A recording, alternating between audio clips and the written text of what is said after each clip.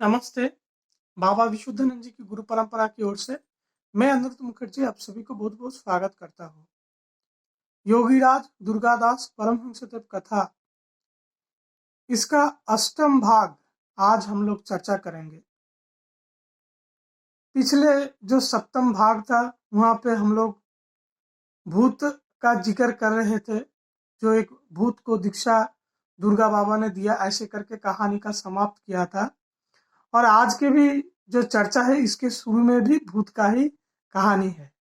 क्या कहानी है कि एक बार झलदा में दुर्गा बाबा बैठे हुए हैं, तब राजा उद्धव कुमार सिंहदेव और उनका बड़ा लड़का अनंत कुमार सिंहदेव जो दुर्गा बाबा का दोस्त था, तो सब एक साथ बैठे हुए थे, गपशप हो रहा था।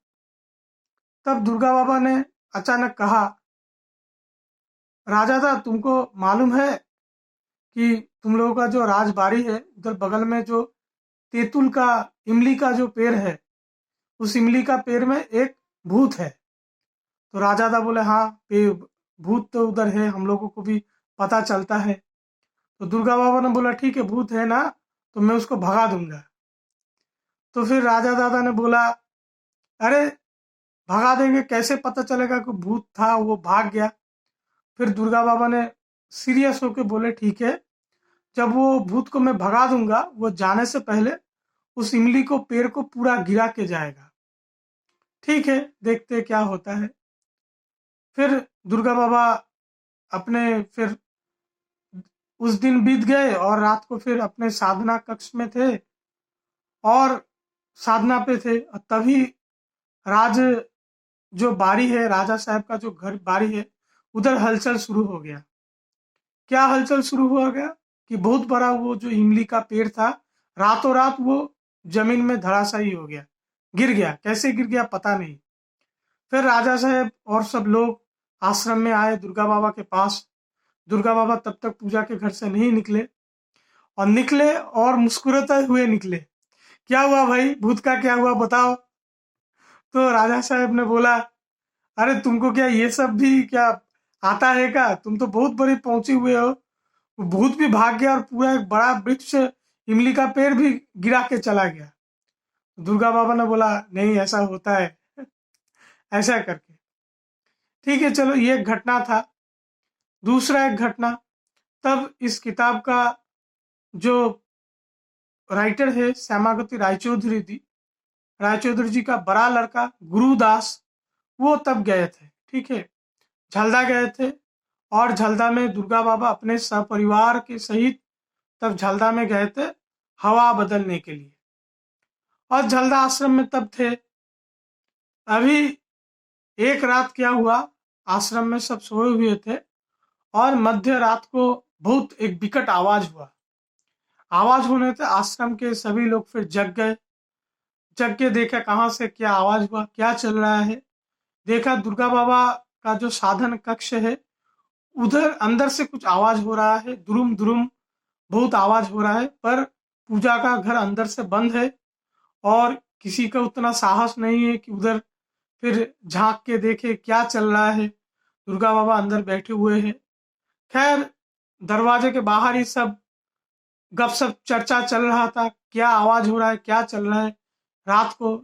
इस बीच आधे घंटे बाद फिर दुर्गा बाबा ने अपने दरवाजा खोले और दुर्गा बाबा का शरीर से बहुत एक एक मरा शरीर, मृत शरीर अगर पच जाता है, इतना इतना गंदा एक एक गंदा एक क्या कहे सेंट वो निकल रहा है, गंध आ रहा है। तो फिर गुरुदास जी ने पूछा, गुरुदास दास ने, क्या जेठा मशाई, अरे आपके शरीर से इतना बद गंध दुर्गंध क्यों आ रहा है। तो दुर्गा बाबा बोला, अरे भाई रुको, अभी मुझे नहाने दो। तो उनका जो नौकर था वसंत, उनको बुलाया, बोला साबुन वाबुन लेके आओ, अभी मुझे नहाना है। तो देर रात को बैठ के फिर दुर्गा बाबा अच्छी तरह से साबुन से नहाए और फिर चाय, बोले चाय पिलाओ भाई। फिर चाय लेके बैठे, हर कोई सामने बैठे हुए, एक क्यूरियसिटी क्या हुआ, अंदर क्या हो रहा था, काहे का आवाज, ये सब। तो फिर दुर्गा बाबा ने कहा कि झलदा में जब पंचमुंडी आसन का प्रतिष्ठित हुआ, तो वो पंचमुंडी आसन के पास में एक आम का पेड़ था। आम के पेड़ में एक भूत था। तो जब ही मैंने आके वो पंचमुंडी आसन का संस्कार किया, उसका पूजा किया, तो पंचमुंडी आसन का जो तड़ित है वो बढ़ गया, करंट बढ़ गया। तो करंट बढ़ने से क्या हुआ, वो भूत वो आम के पेड़ में रह रहा था बहुत सालों से, वो पेड़ में टिक ही नहीं पाया। तो फिर भाग के आश्रम के अंदर आके घुसा।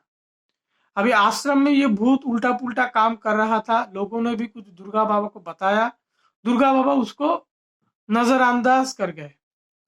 फिर उस रात को दुर्गा बाबा अपने साधना कर रहे थे, तब वो भूत जो था दुर्गा बाबा के ऊपर बरस पड़ा। सामान वामान जो घर पे अंदर था सब दुर्गा बाबा के ऊपर फेंकने लगा। आयना पे क्या कुछ जो था वो दुर्गा बाबा के ऊपर फेंकने लगा। और दुर्गा बाबा फिर साधना से अपने आसन से उठ के फिर वो भूत के साथ भिड़ गए और भूत के साथ उनका मल्ल युद्ध शुरू हुआ। तो मल्ल युद्ध जब चल रहा था, तब कुश्ती चल रहा था भूत के साथ, तब वो धुरुम धुरुम आवाज वो सब हो रहा था। और फिर आखिर में दुर्गा बाबा के हाथ वो भूत बहुत मार खाया। और मार खाने के बाद फिर भूत ने दुर्गा बाबा का पैर पकड़ के माफी चाहा, बोला गलती हो गया, मैंने आत्महत्या किया। और आत्महत्या के करने से पहले तो मुझे उसमें बहुत पाप लगा और मुझे बहुत कष्ट है, तो इसलिए आप कृपा करके मुझे दीक्षा दीजिए और मुझे मुक्ति दीजिए।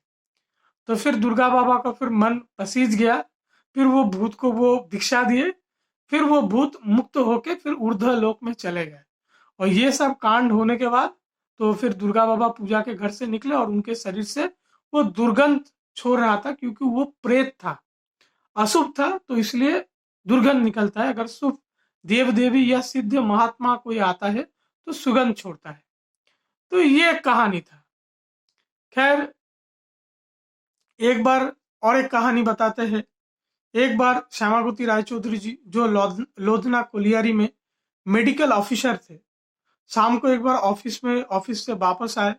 ऑफिस से वापस आके घर परिवार के साथ बैठ के कुछ बातचीत चल रहा था, चाय पी रहे थे। तभी बाहर से दुर्गा बाबा का आवाज सुनाई दिया, श्यामादा श्यामादा, ऐसे करके कोई आवाज आ रहा था। तो फिर श्यामावती रायचौधरी बाहर गए और ढूंढे को दुर्गा बाबा आए हैं शायद। तो बाहर जाके देखे कोई नहीं है।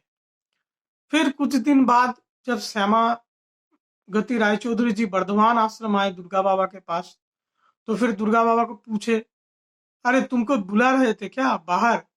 बोला हाँ, मैं तो तुमको बुला रहा था, तुम लोग सब चाय पी रहे थे, गपशप कर रहे थे। तो श्यामावती रायचौधरी दुर्गा बाबा को बोले, तो तुमने बुलाया तो बाहर आके तो तुम दिखाई नहीं दिए। तो दुर्गा बाबा ने कहा, वो तो मैं मजाक कर रहा था, अभी अभी भी क्या मजाक भी नहीं समझते हो? तो ऐसा करके ये घटना दुर्गा बाबा का। ठीक है, अभी और एक घटनाक्रम चल ही रहा है, क्योंकि दुर्गा बाबा साल में 2 बार लोधना आते थे।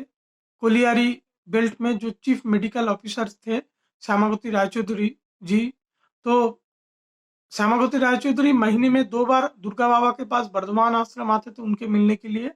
और साल में 2 बार दुर्गा बाबा लोधना कोलियारी उधर क्वार्टर में जाके 8-10 दिन रुकते थे। वैसा ही एक दिन दुर्गा बाबा लोधना में है और बरामदा में बैठे हुए चाय पी रहे थे, गपशप हो रहा था। तभी नौरहरी करके कोई थे, तो उनको पूछा, अरे दूर कोई कंस्ट्रक्शन हो रहा है, क्या हो रहा है? तो नौरहरी दादा ने बोला कि उधर जो हमारे ऑफिस के जो बड़े बाबू है, वो उधर एक फिल्म दिखाने के लिए एक सिनेमा हॉल बना रहे हैं। तो दुर्गा बाबा देख के बोला, क्या ऐसा क्या? अरे देखो देखो, ऐसा नहीं हुआ है कि तुम्हारा साहब ही नहीं रहे। और जैसा दुर्गा बाबा ने कहा वैसे ही हुआ। कुछ महीने बाद जो बड़े साहब थे जो उधर सिनेमा हॉल बना रहे थे, उनका अचानक से बदली हो गया, जो बदली होना नहीं चाहिए था। अचानक से बदली हो गया और फिर सिनेमा हॉल का जो काम था वो रुक गया। और बाद में उधर सिनेमा दिखाना तो फिर बंद हो गया। फिर वो कंपनी का गोदाम घर माने स्टोरेज रूम के तरह वो फिर इस्तेमाल होने लगे। तो दुर्गा बाबा ने जैसा कहा था वही हुआ। तो ये एक कहानी है। और एक कहानी, दुर्गा बाबा एक दिन लोधना में बैठे हुए हैं और बातचीत चल रहा था, तो दुर्गा बाबा ने अपने दीक्षा का कहानी बताने लगे। क्या बोले कि देखो, मैं तब वर्धमान आश्रम में था और बाबूजी मतलब बाबा विशुद्धानंद जी उनको अकेले में बुलाए और बोले कि आज रात को दादा गुरुदेव भृगुराम परमहंस देव जी तुमको दीक्षा देंगे। तुम रात को सामान्य आहार करना और 11 बजे गोपाल मंदिर जो है बारांदा वहां पे जाके तुम उनके लिए अपेक्षा करना। तो दुर्गा बाबा ने फिर रात को वैसे ही किया, थोड़ा सा आहार किया, फिर रात को 11 बजे जब सब सो गए, एक शुद्ध कपड़ा आसन लेके फिर गोपाल मंदिर के अंदर जाके फिर जाप करने के लिए बैठ गए। और जाप करते करते ऐसा हुआ कि दुर्गा बाबा कह रहे हैं कि मानो मंदिर मंदिर सब गायब हो गया, मेरे ऊपर जो मंदिर का छत था वो भी गायब हो गया। लग रहा है एक अनंत शून्य आकाश आसमान के नीचे मैं बैठा हुआ हूँ। और फिर देखने लगे कि आसमान से कोई रोशनी मेरे तरफ बढ़ रहा है और फिर वो रोशनी बढ़ते बढ़ते बढ़ते बढ़ते फिर एक मनुष्य का रूप वो लेता है। जटाजुट एक ऋषि सामने आके वो खड़े होते हैं और वो शून्य में खड़े हुए थे, माने जमीन का उनका पैर नहीं था, शून्य में खड़े होके वो थे। और फिर उन्होंने एक आसन दिखलाया, एक मंत्र बताया, बीज मंत्र, और बोले यही तुमको ये साधना करना है और बाकी जो भी साधना का क्रम है वो तुम जाके अपने पिताजी के पास जाके सीख लेना। तो वैसे करके भृगुराम परमहंस देव जी दुर्गा बाबा को दीक्षा देके फिर चले गए। और धीरे धीरे दुर्गा बाबा को जब होश आया तो देखे वो गोपाल मंदिर में बैठे हुए हैं। ऐसे करके उनका दीक्षा का जो अनुभव है तो फिर वो उन्होंने वो बताया। ठीक, चलो और एक कहानी क्या है। एक बार दुर्गा बाबा लोधना में है, बैठे हुए हैं और बैठे बैठे वो श्यामावती रायचौधरी को कहा कि दादा, तुम्हारा जो मिजला मिजला लड़का है मतलब धर्मदास, वो तुम मुझे दे दो। तो श्यामावती रायचौधरी बोला ठीक है, मेरा लड़का आप लेना चाहते हो, अब से वो तुम्हारा। तो बोला नहीं, तुम्हारे बात से तो वो नहीं होगा। तो फिर किससे बात से होगा? भाभी जी को बोला उनका भी मत लेना जरूरी है। तो भाभी जी को बुलाया, बोला तुम्हारा ये जो मिचला लड़का है धर्मदास, ये आज से मेरा, ये लड़के को मैं अपने लिए लेना चाहता हूँ। तो भाभी जी ने बोला नहीं, अगर आप इसको ले लेते हो तो इससे बढ़कर मेरे बच्चे के लिए और कुछ बेहतर हो ही नहीं सकता, आज से मेरा लड़का आपका। तो फिर दुर्गा बाबा ने बोला ठीक है, तो आज से तुम्हारा लड़का का मेरा जमींदारी, ये मेरे देख रेख में रहेगा, अभी तो तुम्हारे पास रहने दो और परसों इनका दीक्षा होगा, परसों इनको दीक्षा देंगे। तब धर्मदास बैनर्जी का उम्र 12 साल था, क्लास 7 में वो पढ़ते थे। तो बोला परसों दिन धर्मदास का दीक्षा होगा। और कोई खगेंद्रनाथ करके कोई डॉक्टर साहब थे, उनका जो पत्नी है उनका भी दीक्षा होगा। और नलिनीकांतो बोसु करके एक थे गुरु भाई, फिर उनका पत्नी के लिए भी दुर्गा बाबा ने परमिशन मांगा। दुर्गा बाबा ने बोला ठीक है, नलिनीकांत जी का जो स्त्री है उनका भी दीक्षा होगा, माने 3 जन का दीक्षा होगा। तो जब ऐसा बात चल रहा था तब नलिनीकांत जी ने बोला कि आप तो मेरे पत्नी को दीक्षा देंगे बोले परसों सुबह को, पर मेरा जो बीवी है वो एकदम आर्थराइटिस में एकदम बिस्तर में सोए हुए रहते हैं, वो बिस्तर से उठ भी नहीं पाते हैं। तो मेरे घर यहाँ से 1 माइल मतलब 1.5 किलोमीटर मोटा मोटा पकड़ लो, 1.5 किलोमीटर दूर है। तो वहां से पैदल चल के सुबह को कैसे आपके पास आ सकेगा दीक्षा के लिए? दुर्गा बाबा ये सुन के बहुत गुस्सा हो गए, बोले ये तुमने पहले क्यों नहीं बताया? एक बार कह दिया परसों दीक्षा होगा तो दीक्षा होगा। ज्ञानगंज स्वामी जी के आश्रम से अगर किसी के लिए दीक्षा का अनुमति आता है तो इसको हम रोक नहीं सकते। जो कहा वैसे ही होगा, परसों ही तुम्हारा पत्नी का दीक्षा होगा। कैसे होगा पता नहीं, देखते हैं क्या होता है। तो ऐसा दुर्गा बाबा धमकाया। फिर वो नलिनीकांत जी चुप कर गए। तो फिर क्या हुआ, दीक्षा वाले दिन दीक्षा वाले दिन का जो रात था, तब नलिनीकांत जी सो नहीं पाए। नलिनीकांत जी को जो पत्नी है वो भी सो नहीं पाए, और रात को देख रहे हैं कि उनके घर में एक छाया मूर्ति घूम रहा है। घर के अंदर ही कुछ घूम रहा है, कुछ मूर्ति घर पे। तो वो देख रहे हैं घर पे क्या हो रहा है। तो देखते देखते ऐसा नलिनीकांत जी का पत्नी को लगा कि आर्थराइटिस के दौरान शरीर में उनका जो वेदना था, जिसमें वो बिस्तर से उठ भी नहीं सकते थे, सब जो वेदना है सब गायब हो गया, सब दर्द गायब हो गया, और शरीर में नया स्फूर्ति शक्ति मालूम होता है। तो ऐसा करके फिर नलिनीकांत जी के पत्नी उठ गए बिस्तर से, और फिर नहा धो के एकदम फ्रेश होके फिर 1.5 किलोमीटर पैदल चल के दुर्गा बाबा के पास जाके दीक्षा लिए। दुर्गा बाबा एक बार देख के मुस्कुराए। नलिनीकांत जी के मन में भी, उनके मन, पत्नी के मन में भी चल रहा था, अचानक से रात में ये क्या हो गया। फिर दुर्गा बाबा ने भी उसका कोई जवाब नहीं दिया, और सभी का दीक्षा भी टाइम से हो गया। फिर अगले ही दिन दुर्गा बाबा बर्धमान वापस चले गए। तो ये एक घटना था। तो दुर्गा बाबा बर्धमान आश्रम में है। तो एक दिन क्या हुआ, श्यामाकुति रायचौधरी दुर्गा बाबा के पास आए, और दुर्गा बाबा ने बोला, मैं अभी बहुत जल्द तुम्हारे घर पे मैं आने वाला हूँ, तुम मेरे रहने की व्यवस्था करो। क्यों? क्योंकि श्यामाकुति रायचौधरी जो क्वार्टर में थे, वो क्वार्टर से वो दूसरे क्वार्टर में तब तक शिफ्ट कर गए थे। अभी दुर्गा बाबा का क्या, दुर्गा बाबा का रहने के लिए उनका शयन कक्ष अलग से सब कुछ बना हुआ रहता है। दुर्गा बाबा जहाँ पे सोते हैं, उनके बगल में अगर कोई बाथरूम रहता है, तो दुर्गा बाबा रात को धोती क्रिया करते हैं, साधना करते हैं, तो एक बाथरूम का जरूरत उनको होता है। तो इसलिए श्यामाकुति रायचौधरी जी बहुत जल्द लोधना आके फिर उनका नया क्वार्टर के बगल में रूम बनाने लगे, और एक अटैच बाथरूम भी बनाए दुर्गा बाबा के लिए। और उनका जो लड़का धर्मदास, वो शाम को उस घर में जाके साधना के लिए बैठते थे, क्रिया करने के लिए, मानो वो पूजा का घर हो।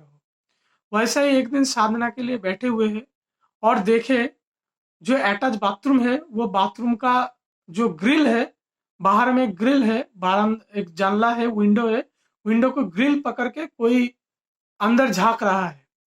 और वो देख के गुरुदास धर्मदास जो है वो बहुत डर गया, और डर के फिर वो बाहर निकल के आ गए। कुछ दिन बाद दुर्गा बाबा आए, तो बोले, अच्छा तुमने ऐसा घर बनाया, ऐसा बाथरूम बनाया। तो श्यामाकुति रायचौधरी ने क्या, क्या दादा आप भी मजाक कर रहे हो, आप बीच में आया है ना, तो बीच में आप आए थे और घर में सब देख के गए, मेरा लड़का धर्मदास तो आपको देखा था। तो दुर्गा बाबा ने बोला, हाँ धर्मदास मुझे देखा था, और चीख के डर के भाग के उठ गया अपने आसन से।